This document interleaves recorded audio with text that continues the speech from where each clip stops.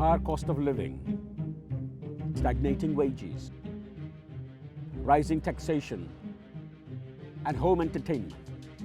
Is it last orders for the great British pub?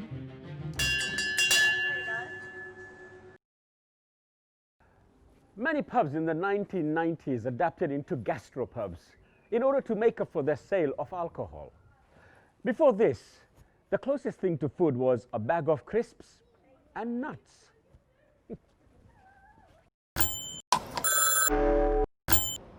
In 2003, House of Parliament's flexible licenses legislation authorized licensed premises to sell and consume alcohol 24 hours a day. Prior to this legislation, pubs were forced to close during the daytime and open later on in the evening. In response to this, a lot of pubs illegally held lock-ins. To find out just how pubs are adjusting in the face of such adversity, I began a little pub crawl, beginning here in Greenwich.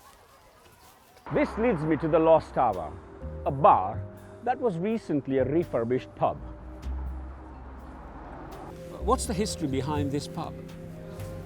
This pub used to be called the Auctioneer, which was probably about a year ago when the name changed to the Lost Tower. The pub was a little bit run down, still wasn't making enough profit, so within probably the last 5 months now, the pub was refurbished. We're very heavy on our craft beers, so we like to dabble in sort of the different kind of beers rather than just the generic lagers. How does it help to have a large company investing in this pub?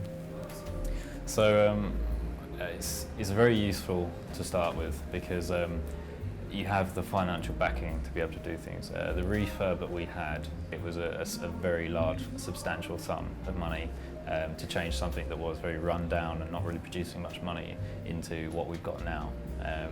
And where we've got Stangate's links as well. For example, when we order in beers, we've got a wider range to choose from. And we order through Carlsberg, so we get anything we want that's on that list, which Carlsberg's a huge company that obviously owns lots of other products as well. How many local breweries supply to you? So local breweries to here, I think the only one's Meantime, and we have their Meantime Pale Ale on. Sometimes we have their London Lager, and I believe we just have got in their Yakima Red. So that's the main one that we're associated with here.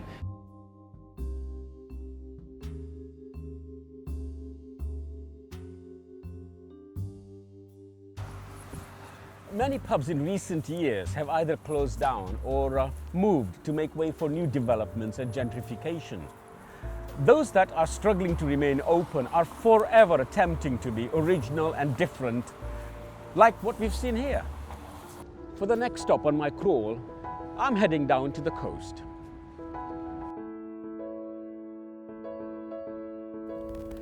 I followed the gentrification trend to another dying British tradition, the seaside town.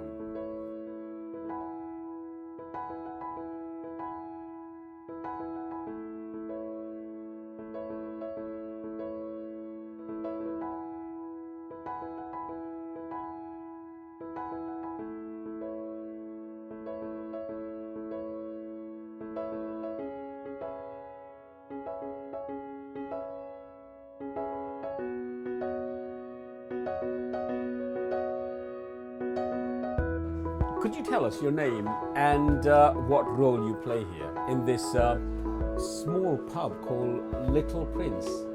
My name is Ali and I'm a landlady here at Little Prince. What are the highs and lows of running a micro pub? Well, the highs are definitely the fact that I get to basically sell whatever I want, and so then I have the option of using either a brew, which I really like to do. And with any business, you have to keep it going, meaning profits. Now, how do you manage? Do you sort of keep it going, or do you have any, at times you think, what have I done? I never think, what have I done? Because I actually love what I'm doing here. And I love like the conversation, the people I meet. I'm never going to be a millionaire with this because it's just too much of a small place. I even thought about grabbing another unit Now, do people know about your pub, and does that sort of go, do they go, we must have a drink there? Because it's the smallest pub in England. I have a lot of people coming in here and asking to take photographs and have a drink. This is the smallest pub. So yeah, it's definitely like when people are planning a day trip to Margate and they know about it, it's definitely on the to-do list. Now, Ellie, you know that seaside towns in the UK or in England, they're dying. So what made you and Andy open up a pub here in Margate? Because Margate is having a complete like revival.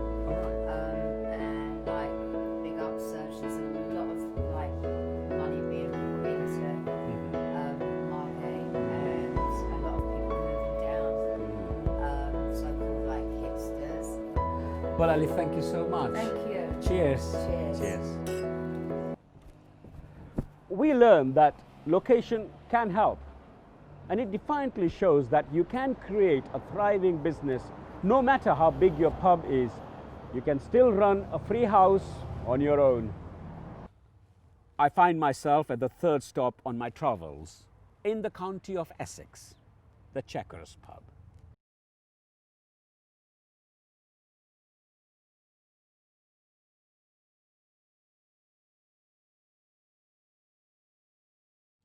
So, could you tell us your name and your role in running this pub? Okay, I'm Diane Thomas. I'm the leaseholder, and basically I own the business, but I don't own the property. All right. Do you think that you are tied into pubcos? Yes, we are tied, obviously, which is what I agreed when I took the lease. Your prices depend on what I sell my beer is on what I buy it from them. So that's one of the things you've got no choice on whatsoever, depending on what you're buying it for. And do you think people around here do they have the ties with pubcos around you? Is there a big competition around here? Well, where I am situated, the other pubs and the club is basically they've closed down. There's not many of them left now. Do you think pub companies are killing our pubs? Because this is the British tradition. If I'm being honest, yes, absolutely. I think it's because people are looking so much now. I mean, it is a general thing. People haven't got the money to spend like they used to. Because it's more expensive with the children, etc. Yes, that's right. So people are looking for cheaper beers. I think that is why people are having more barbecues and drinking indoors, because you can buy it so much cheaper in a supermarket. And of course, people drinking here, they don't need to know what are your ties are with pubcos or whatever. No, it's one of the questions that they very rarely ask. Sometimes they say, oh, how much they can buy a beer for in a supermarket and what they have to pay here. And then I usually say, yes, I'd like to be able to buy my beer in a supermarket. But yes, but I think it's just an accepted thing that now they know that when they come out to the pub, what sort of prices they have to pay. The pubcos don't want people not to go and drink their beers in a place like this. Yes, of do course. you think that these companies do take that into account, that how can we get more people in? Do you think they understand, or end of the day it's just about business? Well, I can only speak on behalf of Punch, and I do know, I've just been on a 4-month course. It's only once a month, which is basically, that was just working all the time to look at things, to encourage people to come in. Well, thank you. You're welcome. Cheers. Cheers to you too. You're welcome.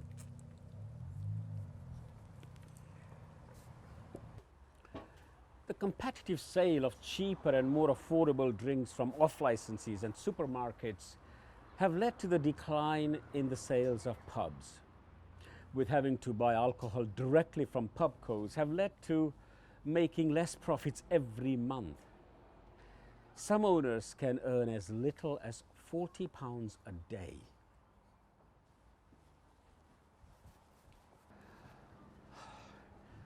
But that's not such an issue with a community-owned pub known as the Ivy House, located in Nunhead.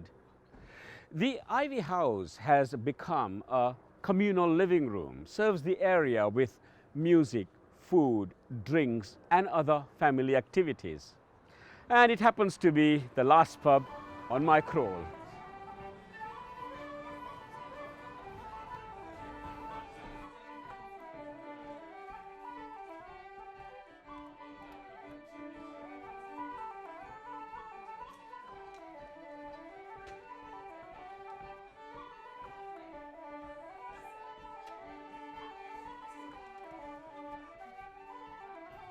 Tell us, how long has the pub been open? The pub in its current form has been open since the 1930s.